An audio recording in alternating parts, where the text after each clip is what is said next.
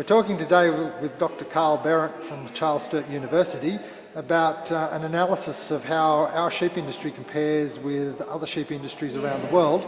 Well, Karl, what did you set out to do when you originally looked at a comparison of how our sheep industry stacks up?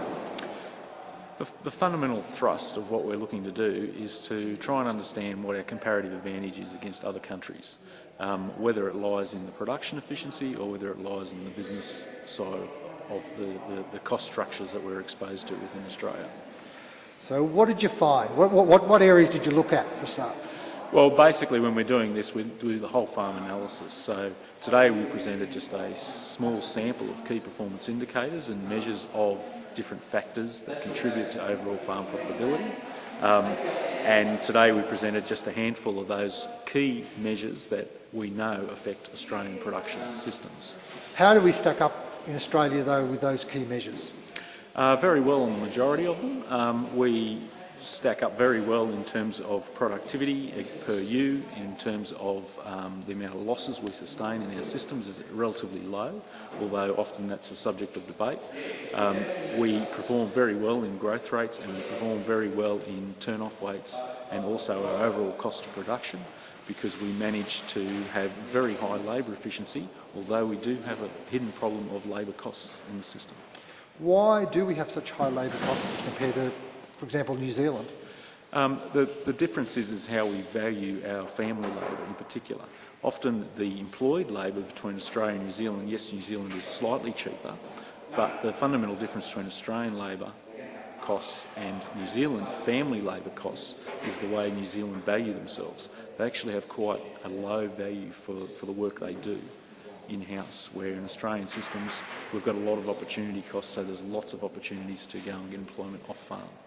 So looking at potential opportunities to make us more competitive, and were there areas that we could improve our efficiency? There's a couple of highlighting areas, and one particular one is in the area of reproductive efficiency of our females.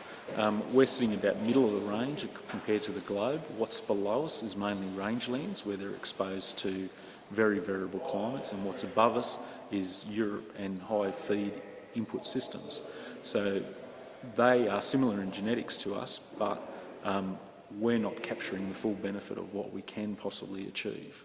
And whether that includes multiple births, so more than one lambing per year, which obviously has inherent risks, and that's a trade-off we need to consider.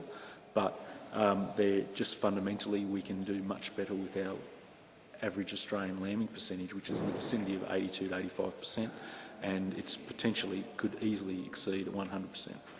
So feral animals, another big issue that is impacting on that lambing percentage? Not so much in Australia, but in some countries it has a major effect. For example, in South Africa, where the jackal is a very ferocious predator. It's about the size of a fox, but it decimates lambing percentages. Some people may disagree though, that foxes in Australia do cause a fair bit of damage too. Yeah, they may, but there's evidence to suggest that foxes tend to prey on the weaker lambs anyway that are at higher risk of death by exposure.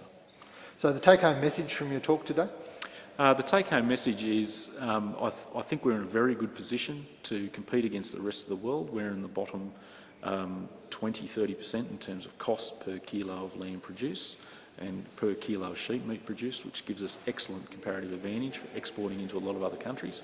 But some of the countries we're aiming to get into, for example China, they are similar in their cost of production. So we do have a lot of competition there as well, and especially from other countries like Uruguay, which are starting to export to China as well. So we're in a good position, but we can't relax there. We need to keep moving forward. Dr. Karl Behrendt, thanks for talking with us today. Not a problem, thank you.